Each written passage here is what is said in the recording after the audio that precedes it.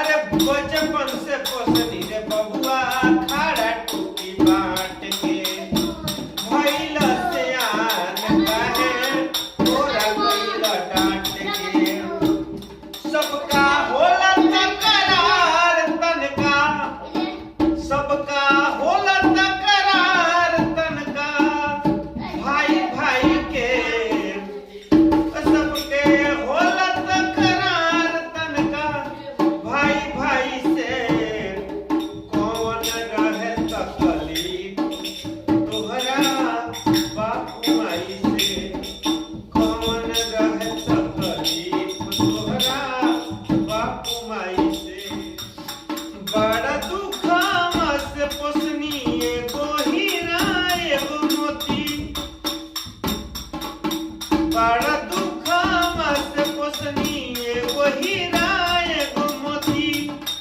कबो लुगरी लपेटी कबो पेनी हम धोती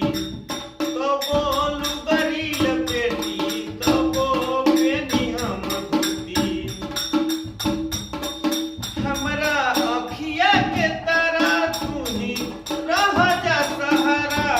हमरा अखिया के तरह तू ही रह जा सहारा अब तो खाए खातिर तनी कामो हाल कइल रोटी माई बाप का कहरल बा हंसत रही हमार लाल हंसत रही हमार लाल हमरा सोझा रही के अरे कौन तकलीफ बाटे बाबू माई से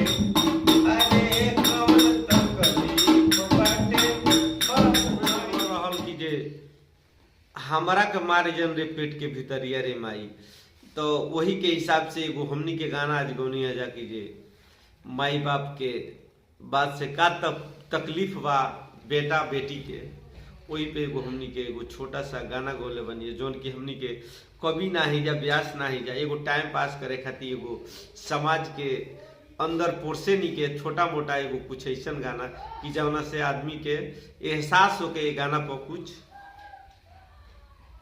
दिल से और दिमाग से सोचे